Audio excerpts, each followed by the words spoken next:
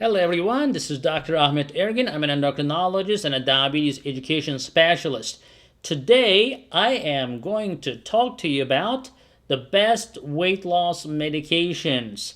Now, a lot of you have struggled going through diets, this diet, that diet, keto diet, Mediterranean diet, but then eventually most diets fail.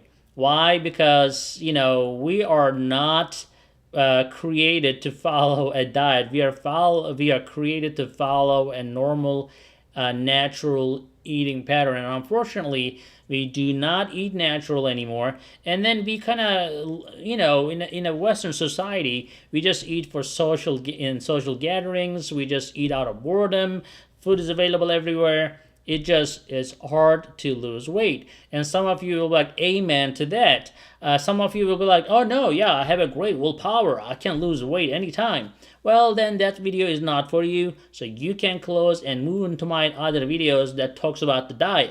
But if you are the one who are looking for a weight loss medication, I will tell my honest opinion right now. Coming up.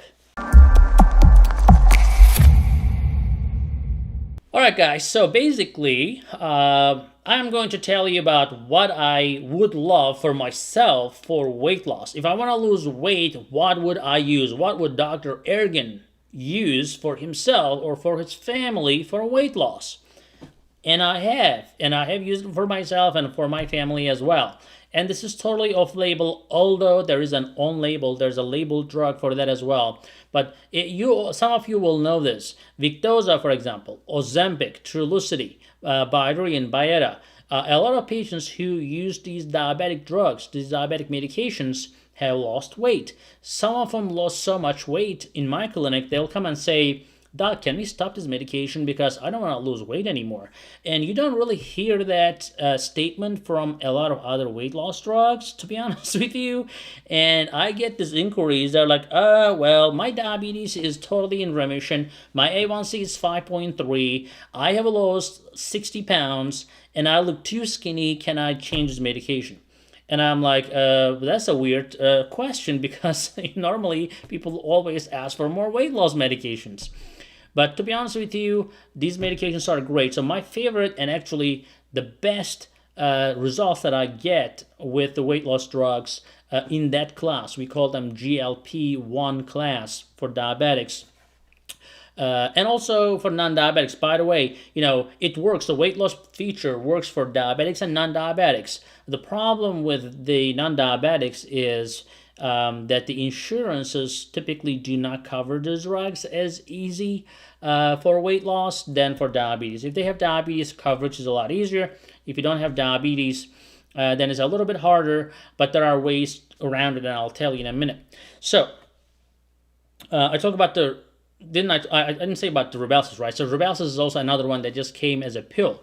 So most of these agents were like injections, and the newest addition to the class is Rybelsus, which is same thing as Ozempic in the injection form, but it's in the pill form, which makes it a little bit easier to deal with for some people. But the bottom line is Ozempic, for example, is once a week injection. Trulicity is the same way. Victoza is a once a day injection.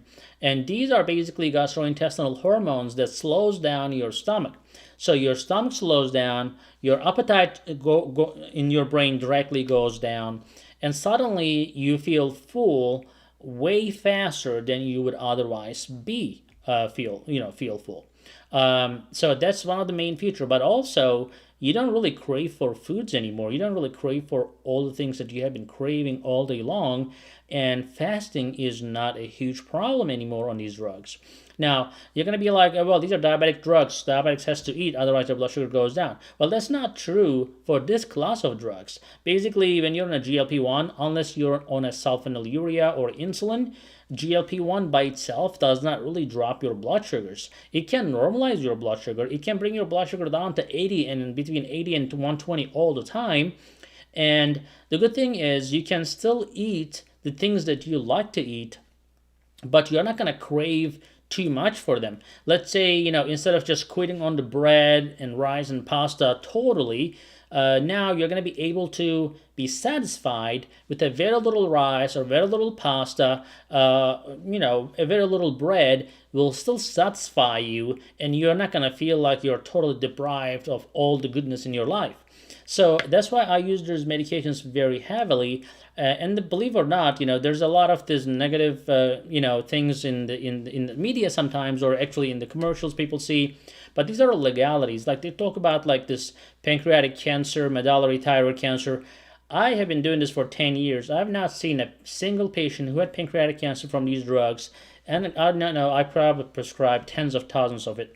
So it has been seen in rats, not in human beings. If you have a family history of pancreatic cancer or medullary thyroid cancer, like they say on the commercials, we take this extra precaution. I'm like, no. Some people beg for it. They'll come and say, hey, I have this cancer, pancreatic cancer in my family, but I read about this drug and I want to be on it. I want to lose weight. I'm like, you know what? I'm sorry. I'm sorry because it's a legality issue. I don't think it's going to cause pancreatic cancer on you, but it's in the label. You have a family history. I'm not going to give it to you. I have a license to protect, So, but other than that, in my opinion, I give it to my family and my friends comfortably, of course, my patients, and I think they are the most revolutionary class because it avoids you going to insulin. If you're on insulin, it helps you to come off the insulin. If you're not on insulin or any other agent, it helps you to lose weight and still be able to be on a reasonable diet that is low carb but not necessarily no carb, and still have a peaceful, normal life. Now, if you look at these YouTube videos, you will see these YouTube doctors or chiropractors or some other people who have no medical background. They'll just tell you, just eat no carbs. And they have hundreds of videos saying the same thing, eat no carbs. So I'm like, why would people watch them to just listen to them saying eat no carbs? Because it doesn't make any sense. People eat carbs, okay? There are different ways of doing things. So I think these drugs help diabetic patients drastically. Now, if you don't have diabetes, it will still help you lose weight. Now, how do you get your hands on these drugs? Now, if you have a wonderful insurance that doesn't question if you're diabetic or non-diabetic, your doctor prescribes it, you get it. There are a lot of insurances like that. So if you have one of those, great, because doctors can prescribe off-label medication. So when I say off-label, let's say we have a lot of things we use. Like for example, I'm gonna use a medication that is used for blood pressure, but I may use it for something else, for kidney protection. I may use a medication that is used for prostate. I may use it for hair loss. So stuff like that we do because we know it works or we know it will work as a doctor, but it's not been studied. It's not been sent to FDA for approval. So when FDA did not approve it yet, or when there are not enough studies to make it FDA eligible, then we call this off-label. Off-label does not mean that it's harmful for you. That's all. So as long as your physician is looking for your best interest and thinks that that medication may be helpful for you and your insurance is reasonable to give that medication to you, they can get it. Now, sometimes, if your insurance is asking prior authorization and if you don't have diabetes, don't even try that. They're going to outright reject it. Now, when it comes to how other ways you can get your hands on, there is a medication called Rybelsus. It came to the market recently, similar to Ozempic. It's a pill, and it works as like a voucher. So far I have prescribed Rybelsus to so many people, and if they have a commercial plan, not the Medicare or Medicaid, if they have a commercial plan, it goes through all the time as long as they use the voucher. They have to go to the website. They have to text a number. You just go to their website, rybelsus.com, and in there you can. It says how to get help or whatever. So text that number. You text help, and they text you some things, and they finally send you a voucher. And then boom, and you take it to the pharmacist. The pharmacist runs it as a secondary insurance or as a voucher, and then suddenly you get your medication for $10 a month. And it helps with the weight loss. Now, of course, your physician has to be familiar with the medication. You have to make sure that you are adjusting your dose slowly and according to your response. The adjustment is typically once a month.